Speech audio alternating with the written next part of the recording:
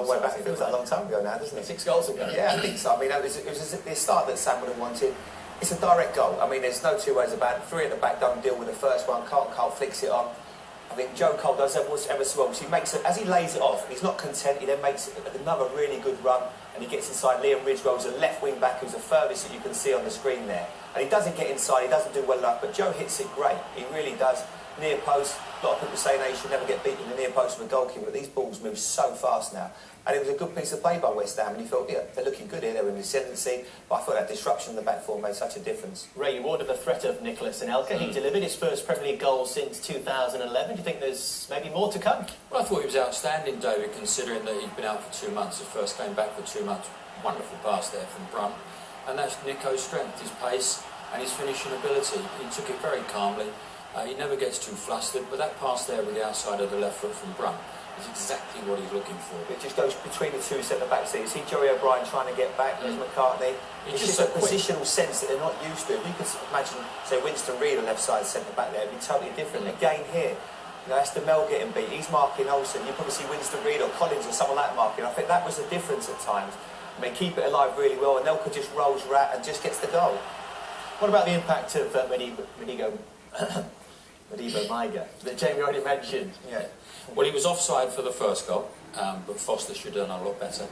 But certainly for the second goal, when he nuts it down for Nolan, it's a wonderful leap. And we see the build-up here coming in here. Now, that little pass here from Nolan, he's a tad offside. But when this comes in, he made a save just before that, Foster, which was superb, in the same area but high. And then we see he's just going to be offside here with the cut of grass. But nevertheless, his shot's on target. He dips just before Foster, which makes it very difficult for him. He didn't expect any better. A goalkeeper of this standard should be saving that 9 times out of 10. 2 hands, perhaps? He could have stopped that with his foot, one would have thought, if he'd have got across there a tad quicker. But that was a bad mistake as far as he's concerned. Then the place was up there, Ray, wasn't it? Yeah, it was. Buzzing.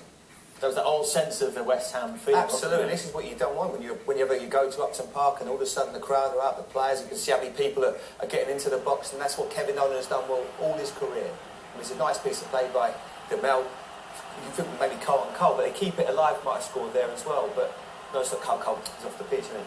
It's Maiga does great. That's a brilliant leap. And anywhere else on the pitch, that could have been high kicking.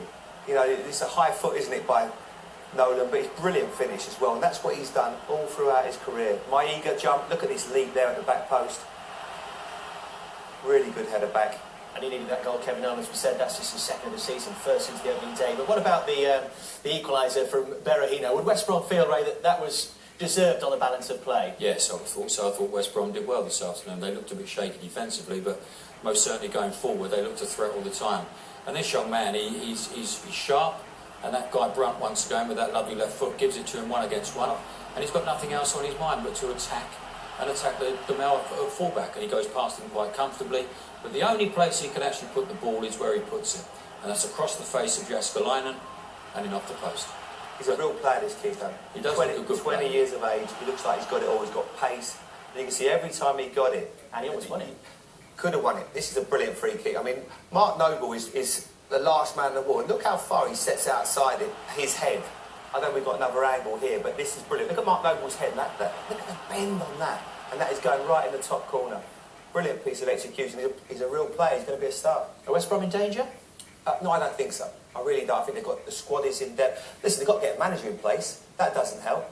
You know, I've been in dressing rooms before when you've got a manager's interim. It doesn't work. They've got to get someone as soon as possible. West Ham in danger? Absolutely. You know.